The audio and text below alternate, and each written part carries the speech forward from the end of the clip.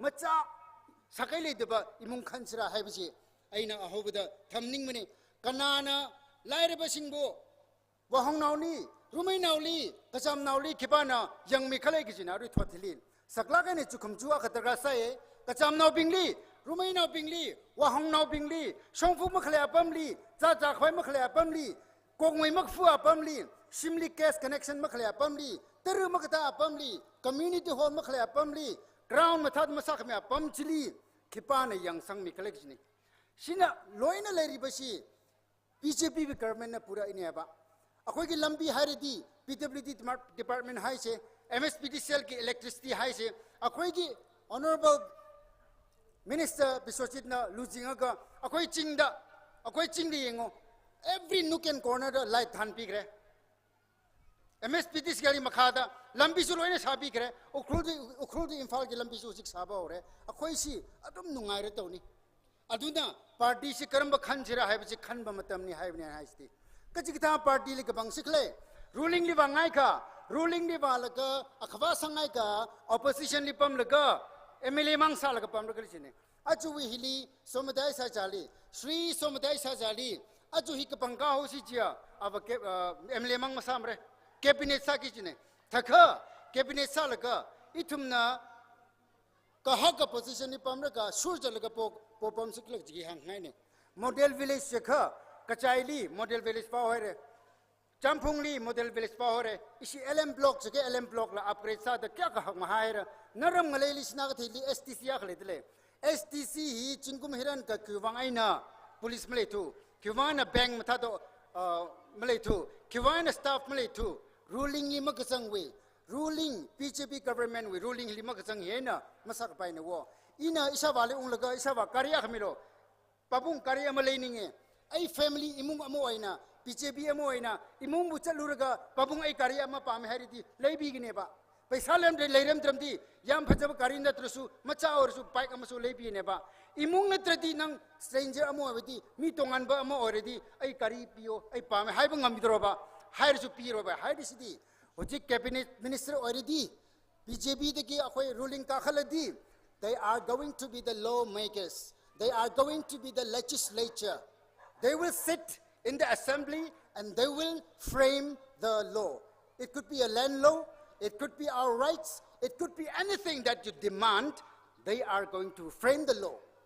the opposition will bring any kinds of proposals they will bring any kind of proposals put up any kind of act or bill, but they can never pass it because they are not the ruling. Ruling the pass pigi ne ba. Ruling the yaw dati kamana kana pass pigi rahi siya muka thamning mane. Aduga aina haijaning bishi. Hoji ki mi siya. Akoy kyo ja somadai sahaja je. Thaina digi akoy Mumbai digi khangna bane. Ay tangkol Nagalong ki secretary ori gaida office tasu hekta lak bane. Mi si very energetic oiba. Youth bi yam sengning ba. Younger generation kita ma masamak su yam footballer oirega energetic oiba mi oibanina mashi younger generation bu yam shemninge magi wani yam future leba future yam le habidi ma opposition la adkhangde hojik man lebisi BJP ruling de chaleba adune ma bu support todredi adoba amuka opposition thakachira akoina phangido suphang phangwa habji hajoning ne good roads in 5 years BJP government ge hojik ki 5 years da chathabdi ngo lambi phajaba phangre ising phangre health care phangre odi imphal chalo nang hospital chalo operation to health card phange free natro subsidy lebe natro hitak lebe da nangi 50000 chang to free pire health card semba heridi beti bachao beti bharhao nubi sing da masu larik tamninga for education to poor people to poor women and girls larik tamninga su yamna scheme am thoe ayam haijare roi adubu asumaina lambi su saba health care su yengba free ration ga moi ki chak cha manetro aina amakhak challenge tawninge party atopabu amakhak challenge tobudi BJP gi tin khabada tumaga magi ration chak charaga magi ising thakaga magi kari tongaga magi lambi phajabada chalaga purin vote namakan atopa namdi ikai droba thank you hagi do bani akhoi se yam harau jari yam nungai re ai bu tumningai pibagi ai bi blanket phajaba pibagi ai bu gas pibagi ising pibagi ai yam nungai re thank you hagi do bani thank you hairega konna akhoi ki tarik manga da namba kan se thamba nam gi do bani ba atopa nam yati akhoi Shem Shabani, itum Yuri Shem se Jogida, Yur Shem se Jaka, Yurjikida, Malaysia, itum Malay with development Raika, Regasang Raika, Wardam Le Haika, Kivina, Snagati he, high school he, upgrade Masabagida, higher secondary Kisada upgrade Masabagida, ruling Maclean Macrano war, Ningchuk lay war, Kaikava upgrade Sangai, Kivan upgrade Masabitu, Party contain upgrade Samirilla, Achi Oza Sumatan Kausicha, with his able leadership as a cabinet minister. Snagati Hiliva Hivangalanda upgrade Samyora. Is from the Pum the Crown Hill Stadium on me by war, of a footballer in a war. He has a great vision for football, he has a great vision for sports. Hikatami Hili, Akshida Chumuse, Kipali Kapankaraglaji, Chumususe, Kanao Sada, Itumwi, identity itum Malene, Itumangalay Himayo Chakavai, Kipana, Cabinet Pamlam Timira, Itumangalay or Charajaka, Kipana Matimira, exam Laksata, TC office na, order Asoklaga, Aungalimang Hanla, Naram Malayli, Aungalimang Hanla, Chairman Limang Hanla, knowing a lady, no Yamquili, or ETC permission query the Rapamja, Namayala. Ningtokwe, no Yagidroba. TCG permit, Lauraga. Ningto Amadi Yumda. Agi Nangin Kondala Aga, Ashi, Agi in Konenla, Adi Nang Yagidroba. Asukuma law, she, Horanganana frame dogni. Legislature Amakaraganda, one frame dognama. Ashida de, Akogi Lepagni, I left it on Habisi, Kanana Pigini, legislation of Pigidogna. Lastly, Matam later, look is policy. Act is policy lakrani. Akoy thorang to the bayade. Akoy the BJP government and Narendra Modi government na act is policy do. Look is policy tawraga. Hojikti akoy power ni Thailand permajalani Thailand jalani. Hojikti we need to prepare ourselves when development come. How do we face them? The mind face to gani akoy prepare to the bayade. Prepare to se haridi ruling changaga development suloba. Education sector su phajaba, medical sector su phajaba, loina in all round development of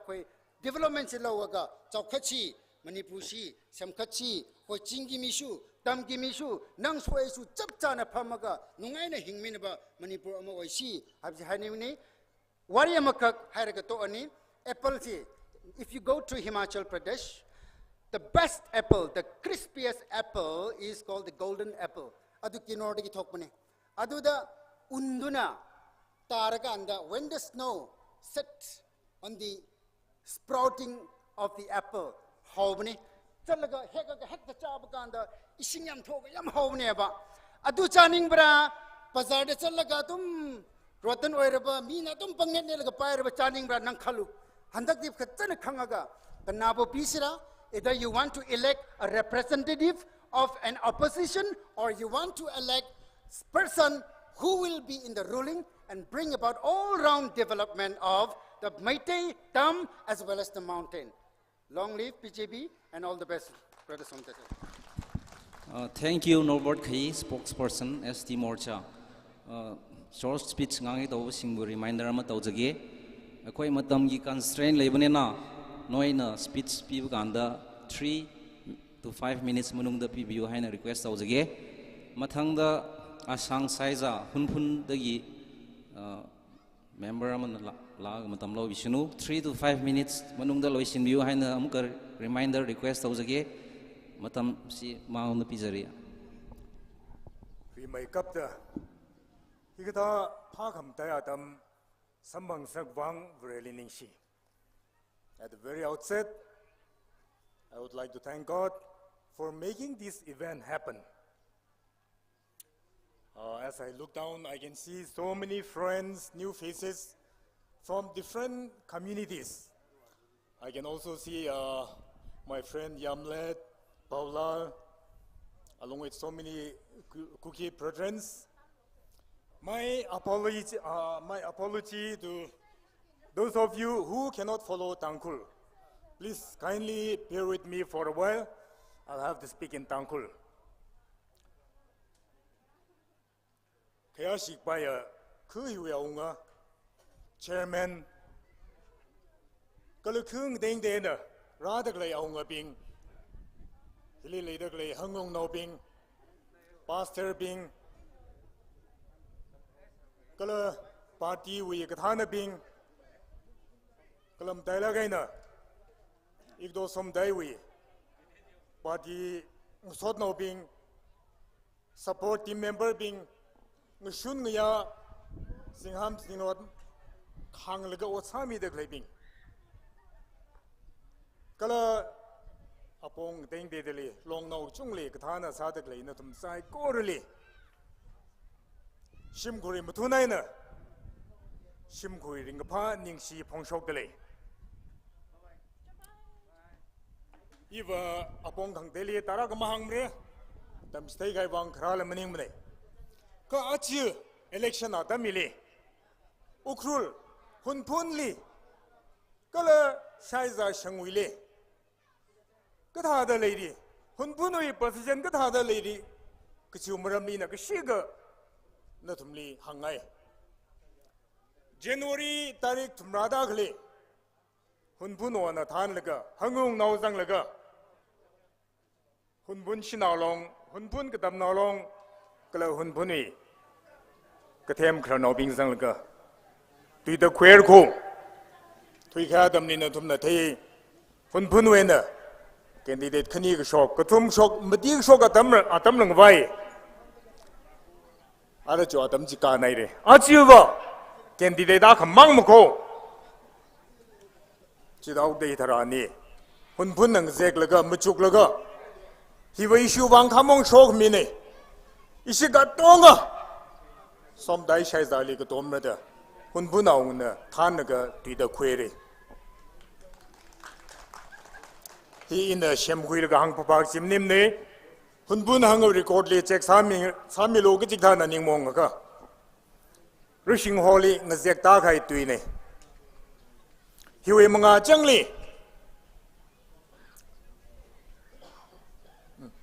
sorry just one correction 아루이지 February tarik 3 지네 sorry correction February tarik 3 January 31st 바이나 이시 샤이자 위네 샤이자 신부 chairman 탄 लगा 아위 심리 자망 룸 लगा 아즈금 이시 샤이자 그 동아 꼭 가사다 솜 데일리 그 돔르다 뒤다 쿠이가이네 히위티리 샤이자 부빙 브레이노 빙 나가타 야 아바 부빙 망위 그돔 엘렉션 나담라 이시라 그돔 롱라제다 February tarik 2리 샤이자 브레이노 빙 그집 लगा 이실에 아시 롱선매에 이시와 자망 아바브빙에 자망 먹려가 뒤다가 구이네 아시 파자다가 구이려가 솜다이샤이자리 이tum 똥아 그 돔르다 뒤다 구이 가이네 지망아이 넘부 당하임네 샤이자 심라 그 똥을리 삼응 샤이려가 이도 솜다이샤이자우 심리 300신이 풍부함이 가이뇽 솜다이나 삼물레임다 물로 독무다 구이 과문님고 이싱라 그 아브빙위 그돔 레거시 지타이 블ung러다 어차가이는 그 스테이니용 아르히 샤르가 샤이자 훈분 샤이자 요라빙라 뭐 범바이지네 야 솜다이 샤이자 위두무야 시야 삼님라 이두무야 밤님라 이두무이 나오메람님라 이실라 다다 마햄레다 February tarik 6리 알롱당 우크룰리 가이 알롱당위 커뮤니티 홀리 아tumla 파자다 쿠이루메 이tum라 그 똥아 솜다일리 그 돔레 이tum이 가랑라리 심골리웅앙라가 이tum라 그 똥아 보트 콤레 솜다일리 강상부르다 아tum라 뒤다 쿠이 가뇨 아실레 제놈 땅네 아시미푸가 찌블리 페이상의 샤일가 아시 페이사에는 솜다일리 강존지 테리더라 페이사 쿠이바 메르고 아주 훈분리 샤이자 상리다다 레이더 크리네 간나 둠느라 그 대기 샤르 상들 레이더 그지다 political platform리 party 가이도 미팅리 샤이자 나우가이 칸나 모두 있었라 샤이 이와 도메 왕 파닝가 룸샤네 이 아사네 지와 솜다이 샤이자리 먹고 돔가이 사르라 그나 상나우나 다가이지리 먹고 돔가이 사르라 그 사이가 범모르 지다니 지와 아까 마위 송풀름 샤메 히다르가 이시 샤이자 노바지리 그락시 그틱살 그 송메롱 라쇼 가울로 hun puni shai za le amung marla shang shakli mui re li warla hi sakla ka question yung chena atumui future mathai la mangai na zatak le ye phaning le lum shana ge ka di thumna sigai da da na chan ban le gan dar ga ba ya maning tu yung ta ji awi ka phingai na ba ru no ka hun pun shai za wi ka la hun pun khu wi hi da da le jin na thum le chai ngai ne aji thum na hun pun le som dai wi wang shai za wang da wot ma khom ko hun pun na wi wang da khom de le som dai wang shang na wang de hun pun le mu khom ne ukru le bi da harwali thuek sa pangli thuek sa phap tam ma man ga ku chung ga hanung de le thang dangai na matai sang ma man de le ina hi ga ngai na hun pun nei vote ku chung sa ma ngai da sai za na ko ka sai da lang sor ga shin na kai re da ka hang ma nim neung khu re wi la khu na wi la ka shang wi la ka jam wi la vote ma kun jang rai chai ka atami da ra ni le hida da khu re na shang nau na dom de le ga khla da mi le na tum ga tong li la i tum na ka dom da da ka dom mi la lo ji po ngai ki wang kra chile ka i thum ka tong na ka dom thran rei ka sang kan ka na development wi hi hun bun na sam ka phang da da na thum zai ko ro li la sam bang sang ngai 44 AC wi MLA ka phang na gai le na thum ka tong li la sang sang ngai ki wang kra chile ka na thum wi sak la gai vote hi are ma ma sang sang ngai mne maka kham rao mili vote sang ngai la ka ka ga jik da na karla government ka phung le ma jang ji mi li no tum na vo chi mi la ga ka za thara na tum vo chi wi ma kun ji kan na ji are mang sau re je ne chi pa li ba ruling le la jang phung gi ji minister la phung phung gi ji mi pa ji li me ga ma ka na mai mra ina hang sha bai ik do som dai na ka gai thran kalam minister ka phung thran a hi 44 AC mangwi ukhul mangwi minister mang sam ru ko idum zai ko ru minister sa re manipur zai ko ru minister sa re ning teu mi mem ne kang dei dei je na ku chung ma ngai ge klat ka so thau re aja chi mu so khu ngai thau re jiwang so no kang dei ming na hang mi ru no ka ukhul wi shai za wi hi hida da lei de lei jin no thum ne hang ngai nai da hun phun na ka ka tom sang nau na ka ka tom ji ising rai da da lei de lei ko ji hang ngai dai da na thum mai mangali wok shok ne ching ne na na mi wang ning shla gai re Thakachari hojik announcement ama taujage ngasi program kita makta lakpiri ba kari sing bo amuk tang ning sing jabani noi ki kari number akhoi gi BJP ki office ta khara report tawbiyo haiba paw lakchari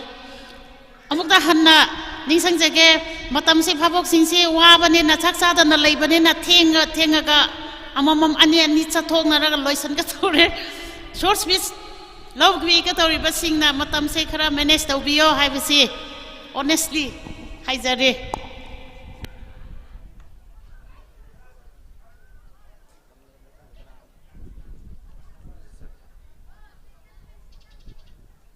First of all, I thank God for giving us this finest day and time.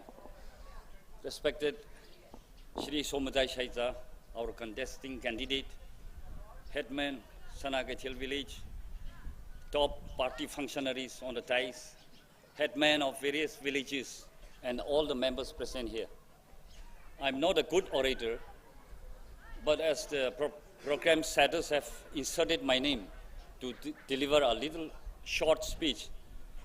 I take it as a challenge to share my past experiences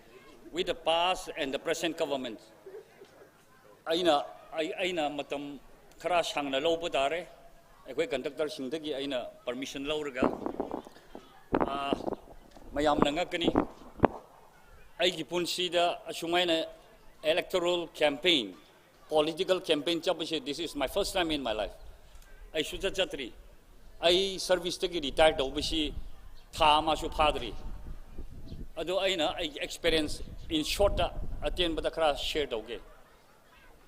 I quite Congress rule 15 years experience to 15 years rule Congress Madamda, Gramina Tobra have she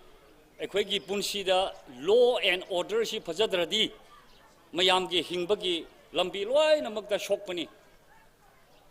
Aduna, Congress na Jehitra Manga ruled over Madamda, a quaggy Chingmi.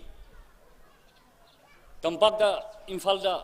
a quaggy Ching the facilities Miamshi Shudabanina. Any kind of materials, Nanki requirement,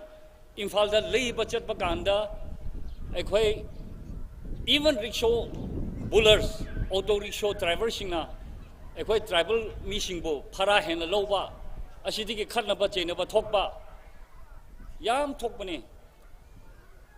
Adugi Matagda, law and order maintained Dogdaba, Gamando Shina, Ganagumba Miamana, Lishim Kuntra Puraga. Infalda Poje Labor Chatbakanda, Lambida, Nang Naharon ki Peshapu, the company Hanamunaba, Yam Toki.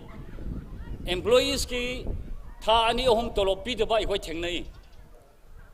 Angang Nangi Ichashing do, school Chatpa Madamda, safe and secure Widaba. Aduna kidnap Dogudra, Gritogudra Habagi, Yam Kiba, Equibu Tokale. Congress ki rule she. I give reasoning the day. Aina employees ama werebushu keenly observe Torga Lakba. I give conclusion da in short in what is Yam Sangana Chatre, the darkest period in the political history of Manipur Congress 15 years old. Ojigdi BJP government lai first inning Handak Ashira complete Toroni first inning is BJP gi. Equina Ching the Chatpa Madamda, Ojigi Yam safe Uba. I think the Chalabushu Yam safe Uba. Congress ki 15 years rule Atuga, only 5 years BJP led government Luching Bashe compared to Bashu Yayati Habishi. I know Loin Mak Haider Bishuno Hamiam the company. Equigi Bunshida, law and order she Gramain Pagadra Haradi, cabinet minister. Looking by MLAs Mayamki, Sharkar Pairiba, authority the Pamba Mokai Kuta Labni. I know Mishite Hen Harai, Yamle, Ojig present government she center the Motina Luchingba, state the Biren Luchingba. Quite the top Ashina, concern Lake Redi, Maki Makadushu concern Labotaba. Aduna, state government issue a quite remote Oiba areas, including Okrul.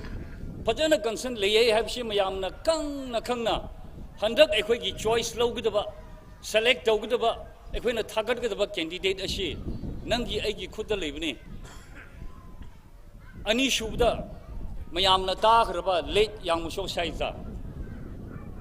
Manipurki Chief Minister Wiramba, 44 Ukurgi, constituency representative Wiramba, Mana Shida Ukur district, 44 constituency Manunga. Laymina Riba, tribe Mayamki, community Mayamki, equal concern Labdo. Ma Gumba Mishipova, equated Chinatri. Mana equal treatment, equal concern, equal development, Burak Pie. Madu Aibudi, Nokai Ahansing Hena Kambani. Adumana, Ayuwakan the D. And that Equina, Somadai Shaizabu, Tagalabadi. Young Masho Saidana, Tambik Raba Magi, legacy do. Amuk man renewed Togani, strengthened Togani, Equena, peaceful coexistence. Actually, Minabu Yagani, Haina Ekale. Aduna selection of a candidate,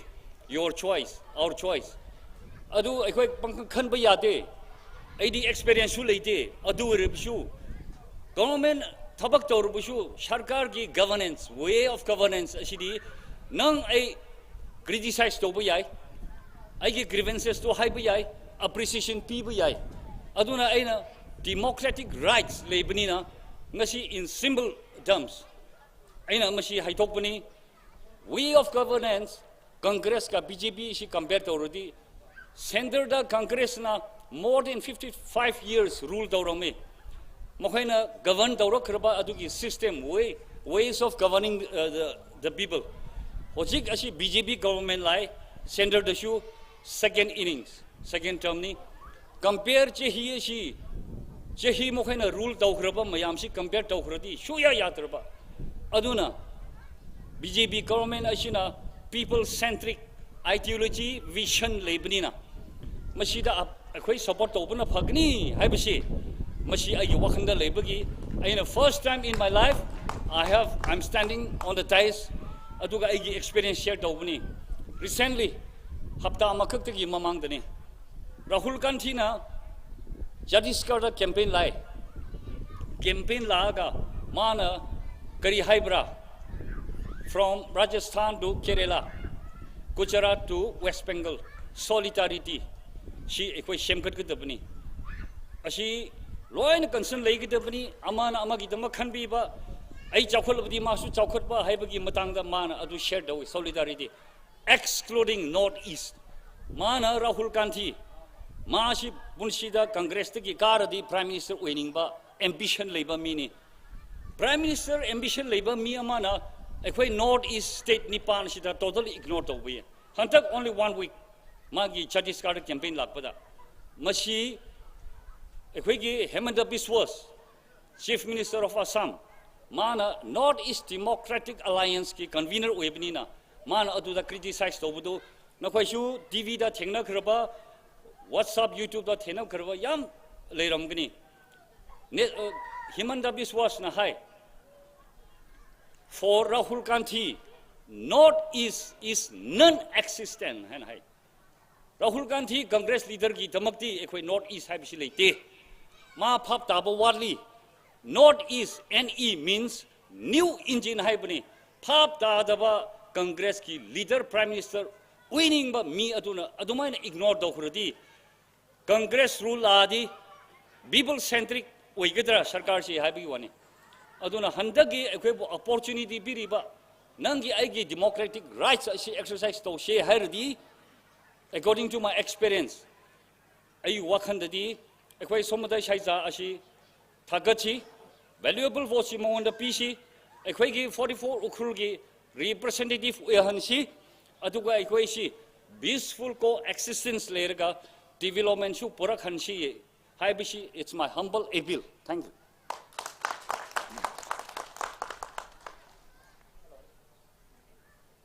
Hojik mathang tabashidi aikoi Pu Hangkolal Haulai, Chief of Molen, Mahatagi Kunawa from Krata Jase.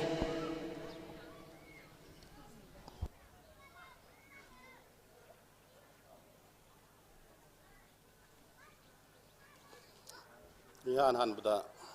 Hois and Biba, Isorbu Tagatsere Aduga. Soma dies the Pumbiba Ningtong Mayam, leader Mayam Aduga Diliba, public Mayam Kai Kundaba Go Nonjari Nasi Toido Hinduk na hiding isolated Haibadi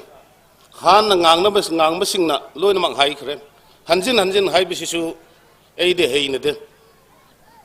Aduga Ena Ngangido was it. The straight Nangrakne Nasi Somata Sayagi, the Mata is lepase, a taginete. Ipa Ipu Haktake, Moitin Rakpa history, she ain't one a dum labor. Adu a quote Okur district 44 SCG candidate Mayam Simoy history, seeing Bakanda, Sayagi Imungsi, bad character later in the Hale. Karino arga moisina mi mayam gi damak tahing bangam angauba asingba inakunba lairba mi khuding makse ma moi gi imung sina hana lep piba karamba yamuso saya deni boy habising se moisina mi mayam se equal treatment piba ngam habisi ei uzai madu gi damak ta ei nangasi se iten na haizening base Moigi imungi history yengaga ekoina mi kharana hairakne BJP Cina charge थुगाई है अदुदा है कोई Christian की दमक दी थवाई सोकनिंगाई ने अदु ngasi se BJP na thugai banate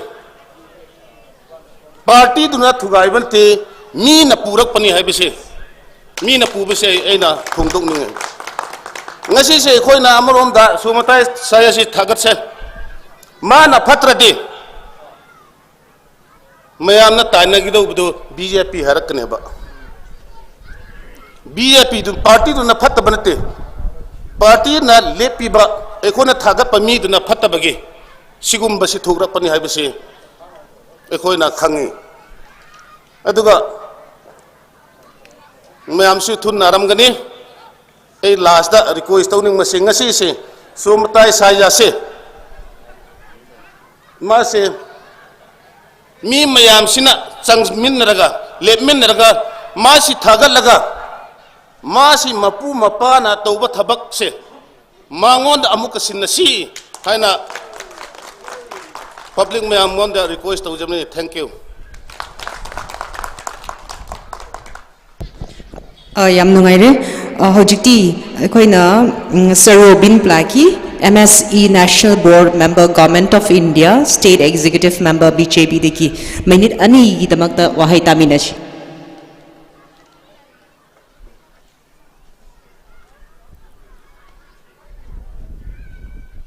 यारोई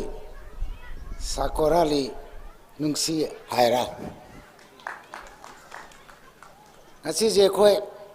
उरखुल district ता लाकदरवा तारीख मार्च के तांग मंगा दा पांगतो कदोरिबा मिखल असी गई मरुप सोमताई सैजागी मंगोल अर्सिबात नीबा लाक्चरी बनी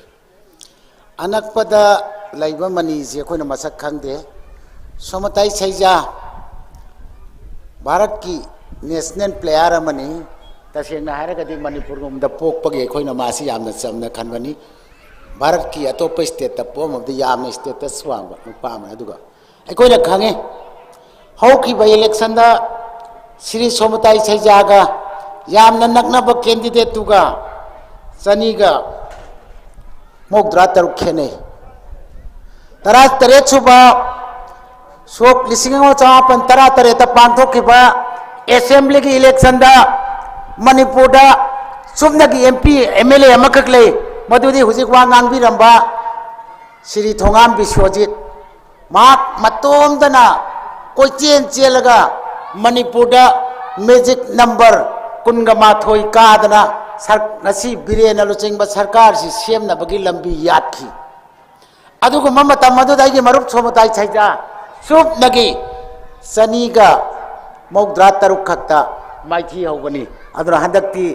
सोइदना माइ पाक्तना मणिपुर सरकार सेमबदा अचौबा फम्ममा श्री सोमताई सैजाना फंगनी हाइबसे आई थाजबनी कांग्रेस पार्टी भारत वर्ष की ओना लोइग्रे सिट चंगागा निपुम दोय लेबा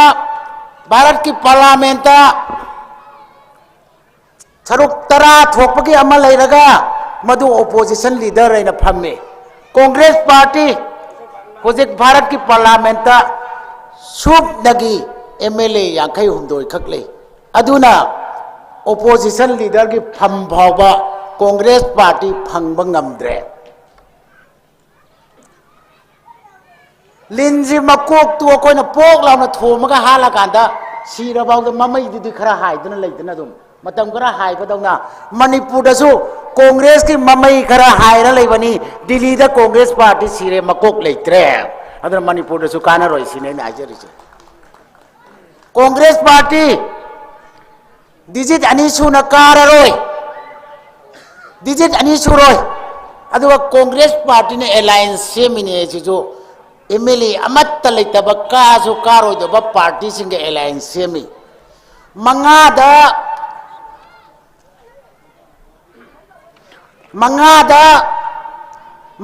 सिनो तिनजनबा सिनो जे सिनो मंगा तिनजलजो मोय तरेत पुलजो सिनो तरेत पुलजो मंगा दुम तानेबा अदुना कांग्रेस पार्टी शासन पाइनबगी मरम लेते BJP की शासन सोजन लाकनी मयाम खंबिरे कांग्रेस पार्टी हलारोय तेलबा चही मंगा सिगी मनुंगदा श्री बिरेन लुचिंग सासो नचिना मणिपुर की वातु ओसी उरखुल डिस्ट्रिक्ट पाखल चाखत तौरांग सिंह प्रजा मियाम न उबीरे इमा कैथेल निंगतीना सारे डेवलपमेंट की लमदा निंगतीना सेमे करिगुमा मतमदा उरखुल से डबल ग्रोथ इंजिन लोर मबदी अमुके हेन चाखत कनी मयाम नाई की मरुप सोमताई थागत पिरमबा स्टेट तजु बीजेपी की सासो लेबा उरखुल दसो अखोगी एमएलए लेरमदी ngasi चाखलबदी हेना हेना चाखलंगनेबा अदुना हंदक खिजिददी श्री सोमताई सैजाबु थागत पिरेगा हेना चाखत मधु लौमिनसी अखोइना मियामना खंगी आगे मरुप सोमताई सैजा मतम पुनमक्ता भारतीय जनता पार्टी की अचौब डिसीजन लौबदा यावदना लाकपा पार्टी की सेंट्रल लीडर सिंगना यामना नुक्सीबा लोइनाना पार्टी की अचौब थबक लौदना लाकपनिना हंदक की खुदोंग चाबसे माहन बिरनु करिगुंबा आगे मरुपसिना कारबदी मंत्री अमदी सुंगसोय सोयद्रे हाइबसी मथम जगे ngasai panbada singda atop ranti dona thamban sate thamban ga chana de urkhul district bharatiya janata party ki khwaidagi fertile loibai reani urkhul district tani bjp ki mla tamode ni saija kahan ge bado project su fertile ori Shri सोमताई सैजाबु कान बेरो लोइना नाई मतम सांगना ngang बदी लई अदो ngang गदब यामबनिना मतम सांगना लौजरोय अदना आइगे मरुप सोमताई सैजाबु काहन बिरकना मयांग वि दायित्व ओइबियो मंत्री हापदुना अखोई की दायित्व ओइजगे अयंकादा तामंगा द भोट थादा दोइनिको कांग्रेस की वाखन ग खनबिरुनो कांग्रेस पार्टी वाखन खनबिरुनो को कांग्रेस से खुद मतत नेबा खुद मतसी मंगदगा को कांगन मयाद फरबर हाइरमदि पाखल वाधर सीनेबा खुद मतसी उमंगदगा उबदा कोई कीरोइद्रो थंबान ग उरदि नोकफे तौदना वाखन नुगाइनी नोंगान लबाव नुआइनेबा दावगा दंवानेबा अदुना कोई तांग मंगादा nganta होगत पिरेरगा श्री सोमताई सैजागी थंबान येको मार्कादो अदुदा ईबीएम दुदा कित नंबी रोदो खुद स्वाई मनम नम थमान मनम बंग बंग ngमगदमनी यंगो वाखन नुगाइगदमनी अदुना श्री सोमताई सैजाबु कान बिरो हाइदना आई मया पुनमुक्ता अमुखना खुरुमजरी जय Hind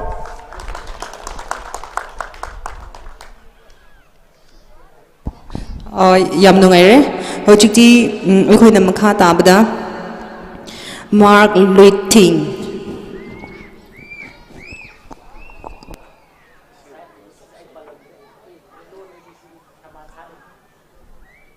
Khayashbala Gahaya Ajwi 44 Hiwi candidate Waja Somatai Shaiza Khu Hiwi chairman Kala Awi colleagues Ping headman Awi colleagues Ping area Hiwi chief Ping Akala Awi colleagues Ping Taisli Pamdekhlaya Khamataya party we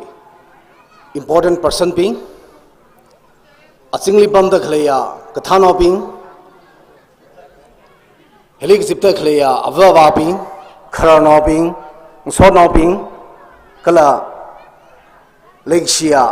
aji program ra chang haya ngum psycho le iwi rengapha salami dalai reme thuida ina ikla de introduce auge kachunga mathe samre ihi iwe aming na Mark Luiting hoye ina nung song wena ne 2015 chingumli ADC election salaka ishi BJP wena kakachi imangai ukhru disi wena kala election li chang hogida kala hi iwe odngorut sahogida 2022 hiwe MLA election li ila intending candidate aka salaka party we ticket hi in the khiprungra da phaninga saya chi ilage kala naramli iwi first campaign hi I naramli khrane kachunga mathemre kala kijik tha kharna ping hilla changkap ta lai ina khara chimi sho ji thangje kala mung me da na thumna thengai kha John Pernis we actively mercurily in a quie aji higitha chimi sho khara hi tharang hile inala apong tarak kalima chukla kha kate party nala offer sai ticket la kha hishong machugwala kha vrana ituma kharinga bible li hanghai thada ka shok sai ko roji phak vai sar cha hogida shimkhurna machugla kha kate party khilala phrakta gi chi thada the hogida center na state na BJP party na mikahaya ticket mikahaya we principal chile I ngagra da kala ayinji myondra da aji ticket hi ina mukhi salala oja somotaili iwi full support khakdom ledale giji hi hangsangai la gawida apam hilera khangning nei chungna khamatulam phamre kha BJP na sami ka hai or ko rahi na thumna ka thenai chubalai na awa awaping na thumli sami ka hai or na thum thesel dam I mention salu kai kha vreshina hosa hogida sami ka hai chile ma I thumli sami ji thenga hogida awaping na thumli chonda khlai awaping na thumli chonda khlai kaknang khak zalik chonda khlai katam na pingling chonda khlai apong aning nang sai ko rele BJP Sarkar hina kala itumi chief minister na than na tom da khalai sami da khalai langme da ministers ping na tom da khalai sami da khalai sai ko ram chukla kha itum BJP li ming yilage kala itum vote hi kate party li maming sekngaim ne ji naram khui mangali kala hilibam da khalai yari sai ko mangali aji ra da khalai ya March tarik 5 li itumi man saga vochi oja som tal namin sir se je hangla tangawe ningsla gare ni share ara program shi hojiki mathang loishin me ki matam la ngisi aikhoi ki ikai khumna ba yaraba kuiro so matai shaiza mahakna matam lodringe da aikhoi mayam phambada khraware aduna amrak lepkhachira Okay, mayam na pambishe yam nungai re. Ara nganing ka he nang soda ringpa room se speech lang ana khing room se China ara mathala ka haya la akhala nang room rishi se itmui naw yo luyai wa shi we na kamatha la akhang na rishi se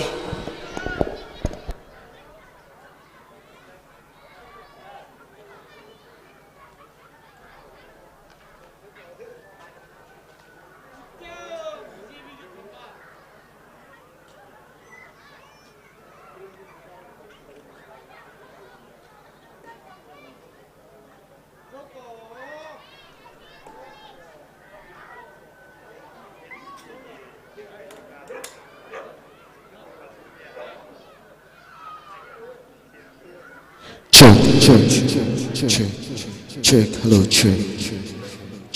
hello, check.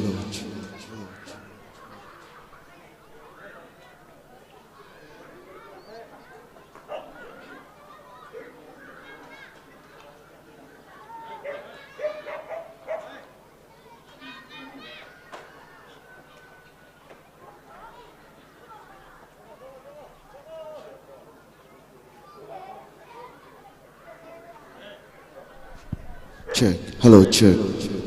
I was supposed to sing with my guitar, but as we don't have much time, I'll sing with the track. Yeah. And this song is called Pilava. Tongkol Noping. Tongkol Asara. Tomley Sakara Makar Noping. We want to lag Junga Samir guitar with that name. Okay.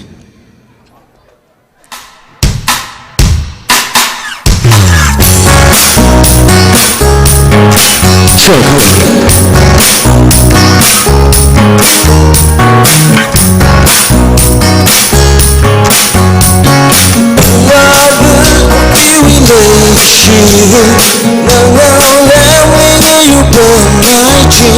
相爱手那颗念可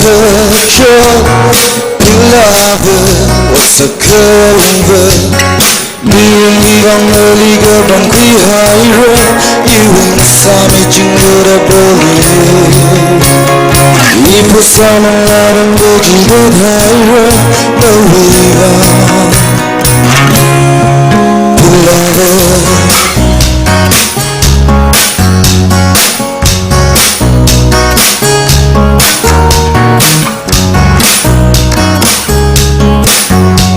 下课爱不那里累起，你爱么马拉么热泪下，一无不离完全弄他，我将你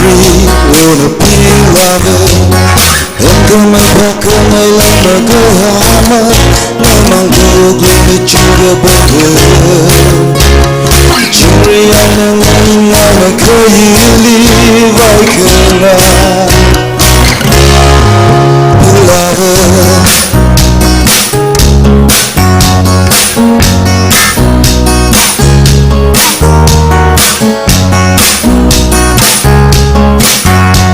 我将是朗听听那里，没太远的路可没大步，你爱人将是我能力，还亏爱我可没懂，有可能想到就会么好，因为你能力就可没记得，可亏迷路个这个有路为那个是。 Beloved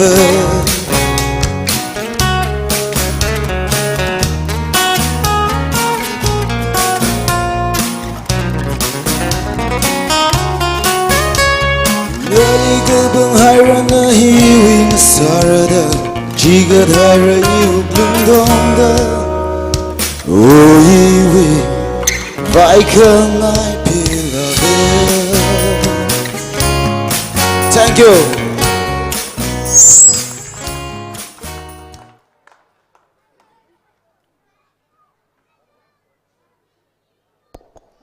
宁西拉克人，阿拉itum na honjingjing ngay na hondak lay itum ay kya shi pa ya kuiro samuday shaiza ana rapai kawai hita da hang ngay sinagi thay na itum na lungchang ngay na honjingjing hondak lay itum say ko rawi Katana 44 AC BJP MLA candidate Shri Samuday Shaizali atam hi chikami dalay laga ana atam gu kui he nang shida program hi he nang chang sangsara vote of thanks le le chi ma sang mare che na yari saikor ayarli le da klai saikor la itumi samyana we alung hili khong zang mi haulo itum awe speeching nang room laga katong ngachang sang room se gi chi khyak she na kabok sa ne ning she ne ya mai lo ya mai sei Thai da tui khum tui mang na ro ri sing ra bi atam sang da mu koi mai kya sing ya sana ka the wa nga village authority kya sing ya sana ka the we chairman we phungbu bing da sa mi khai khung nai we au nga ning tho myam chung jai jiri achar kai na election sang bhoi na ye nang yura zum da khlai khana kha na chumang introduce sami ngai I na 2012 vai na Trinamool Congress sang legai nang sora kai na awami na pu khamtang isa wa ta ka mai babo me arajri pu amak le phat pio pu khamtang amak le phat pio hibai ini how bhoi na election sang ra ne you life re I politician sar da ma pramne khareona wo sa da kaprane ka football retire sar umbam gai drani kushok zong ther ga yui lam hi yui prasang gai ram hi mi khang de namra sim bemra i zang zang de kisem ni zang ra da chwai ni na sim khuri so mi koi aw aningra I chabu aw so mi koi ga I ajla sung da yarwang I rausa ga de I ra hai ni ina ngamai da ina mele sangai de exam nim ko ka ina na tum hiri pam la jing li pam da khlei na tum wang ina rausa mi ge de ajla sung de ninga da khlei ne mi ko mo sa da kajot kachang na tara ka thai gai ne mak ka ko football ngro la mak ka ning tot nai da pasara chot me election mak ka kya chot me gan tum phapta me re action attack da ni ji gai ne ka thai je la ning ga ru na tum wang sheba sam ni kwai wang opportunity ak tamang khamiro da ina tum re appeal sa ne aroi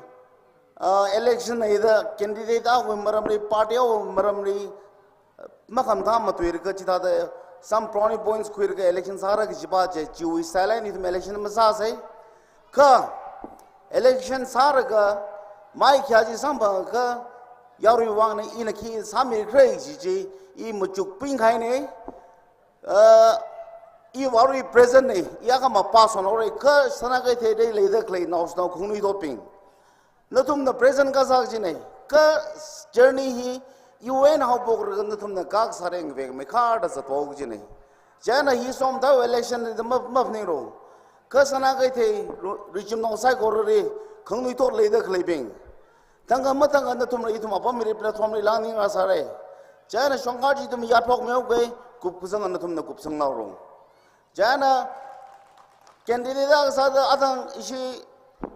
ai brother la brother shimgul la sokai ra ipre vaina apre ra shimgul sok sa ji ne ini hi Trinamool na raho bok room BJP ra lazang room aji ini politics journey ri sang ang yu la kai ne yu amai ra sa guru ra sa laga kusok sang ana thata ini sanna shom da sat kra hi ri aji ana le shira kai na awi awo shi ram nei dong yu thui sang ga prevri than kar ga ung bot ung tong ung pom mi e tuwe na ning shi mahang miram re ka opportunity khra dam thani inra ana sami khai ji ma shoira wang ina sami ra ji je ina na thum ni tu chi sangai ajon dang Narendra Modi ung ga BJP sarkar hai ba double engine sarkar nei da hai centrally the BJP Manipur the BJP laga double engine da otsar ga chida da sarkar khre nei chila aaj Manipur ra ukhruli ra BJP sarkar kangsak se Imphal ra issue chief ni Biswajit le ini ra double engine da otsang sak ro chida ga nara mui khawat athang ana mutui ta khai ka dong ga chi ini nang khun ni je ka thak ang ro kup sang ro chiang ge masarang ga ba chi samir da khamdui ram sangai nai ka ing pha mai thoi je ba aj som dairi sai za na ri le gi si a char ga kongjai ba se na sai za ba se bang rai chai dan sar mut tuihan jana na sai za ba se na kongjai ba se ngai chai dang ai chai na tangkul le ba kongjai ba si sai za ba si mam dang ka simang ram ri ra mata mai thui aje na election ni ring pha mai thui je ba hiri humbum nau khrnau than zat zat mi da klei hi ping hi achara ka isha ba khra mi sa sa sar ba ba me hiri o kyang nam ra zat le o patrik ra zat le amai visi ra zat le amai joseph ra zat le amai joseph awa wa khra ri na awa khra wi chief agent sa sa ne o benjamin zimik ta humbum na gurum da awa khli shem ga nei arui ra chu atam ji la roi shitre chu sit ka sang chi khana na ach itum ka tong ka BJP ri sang mi wat sang mi sar la ga ach atam hiri na to miri pam da khlai ta tak la yarui sai goro wang iri na to mi rau sa mi khoi opportunity akh mi ro de appeal sa ne ni shira ga thank you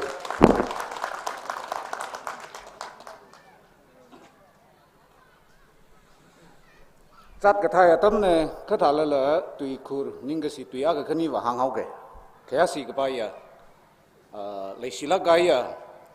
itum we BJP we candidate sami da khala ya somtai saija kala dai slipam da khala ya ka tha na bi rajang ga ya ram hi we avu awa ping lang mai da area सिदा लेरिबा cookie की निंगथौसिंग ngasi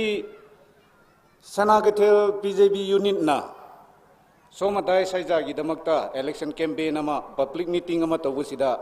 noina cooperation piraga participate tawbiba gi damakta nangkhoi mayam bu thagajari ngasi asmaina organize tawusida unit ki di kari su leitabane adubo Sanagathel sida BJP bu saugatpa good citizen yam leirambadagi ngasi akoina asigumba public catering si organize to wang ambane haibasi noi lakpa singbo ihan hanasi phongdok janinge ani subada ngasi gi arrangement sida changba punnamak ki manungda ngasi chakle nama chaga do sida akoi gi sam rice to BJP unit ki president Simray Sang Mahung na donate to bane ani subada ngasi chaga dawa enjang napi ama masa gumaloi namakse madam varipam Biswajit ki mane pong na donate to bane seba da yaukiba punnamak kusu yam nuai jare word of thanks kui na haira roise chak lamba matamne na adubu aina election campaign sida tanja lauraga wa amakhakti haininge haibadi ai BJP oire haibasi nan flag thangkat padasu ai ngangre oi gibagak natte ai di BJP da vote nam gravane nam ngani haiban natte nam gani haibasing dudi hayangsu hangche chu pitre tawkiba yai ai di nam gre aduga ngasi ai BJP tawgani haibasi ai kari su khangde politics ta ai kari su khangde asidagi politics ki vision su kari su leite adubu ai gi wakhan sina chahi kuntra si aina roll back tawraga yangba matamda Sanagathel sida chahi kuntra da kari su government side gi tawgiba ai ude adubu chahi manga gi manung sida agoi gi honorable minister Biswajit Thongamna akoi khunsibu mana ngasai hai khibugumna aigi khungumane aigi nupi gine haina khanbiraga aina hujik mamittegi yangaga uba potsak singsi asigi damakta aina BJP da aigi vote ama hapa haibasi aigi damakta mangkraba vote subnat natte haina aina khalle aduna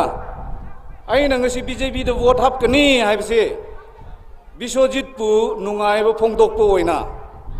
aigi dharma ama mana tawbi khibdo adu ai nungaiba phongdokpo oina ai ngasi somadai da BJP da vote hapkhre haibasi ai sida witness tawning mane yam nuaijare hujikti matamsu leitrabane na ngasai di vote of thanks su sangna sungang ba yai adum dorsu ngasi gidi waba matamne na asi hairaga loisanjarage mayambu thagajari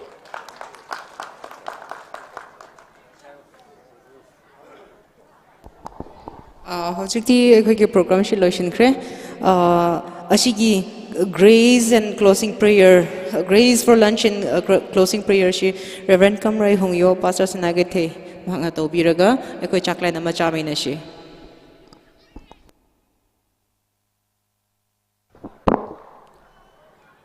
Haza haure ring pa tham raure tham sai kor ningala ka rali me sort mingrum se ai koi luin mak lep khat le hari ka solbu prarthna tamina se imalon maitelon yam sengna thok te banina ko tangkholon da prarthna ti tauge ai koi kuki ichin nau sing maite uirup shu ai koi bear with me I want the copy of Hibisi Nizaning Mani. Sasase, Kachingram Kilangalay, Kasakaba, Turkum Batang about it. 2022 election Rally Howder. Proho Rebra Mang Samla, candidate Pinger. Nalakuhi Tada, Ichija, we hang the tay, hang the shop, hang Hangai, hang the girl. prohore bra sina ke thili candidate ach legacy oja somtai wibangai na oja biswajit klani preghar legacy la sa da legacy wi ngla ko hi la sa da kashi matui da itum sai ko reli tui Mr. Hyder kalo legacy oja somtai wi kamoren hangso kahai kalo bra ali supporters bin hangso khai tu sai ko itum shahir ramnau pingli na matui mida ramnau pingli uklungli na sak mida sina ge thai ngalai hi raisang haksang khwai athum sai ko wi kamshung decision khui mida kamshung songfu direction chi thai mida kamshung prohobra apong mi pa chili vote mida prohobra nanalum san mia kha nana mayami da khamong somya kha nawirao som thaili prohobra 2022 hibainu theda 44 ukruwi MLA sakbai kasomi loda kamong somi loda mayami loda narauna Jisu Christa wi mingsing da prohonu sokmi gpone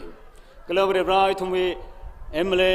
itumi minister itumi legisha bra mark sinau sada biswachi jon simkhuli somi da hakmay otpam hakmay manga khwa mirin ngasa khwai ram hi semga sa kali chungmai remenang jon khwai oja biswachi jon simkhuli la chungmai remi da somi lo de sak sane auri sinage the unit wi BJP party pingna sai phalak chapha mang phalak khayak saksang ran khai hi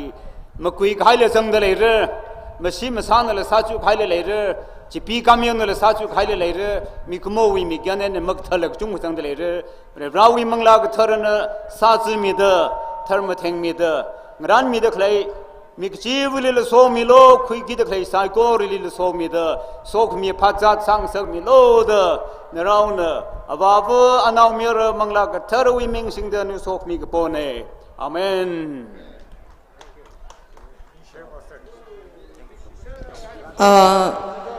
yawi na ngawun yaw kahaim sarang laka akoy hujik chaklen ama lona na ba thorang loishile mi mayam na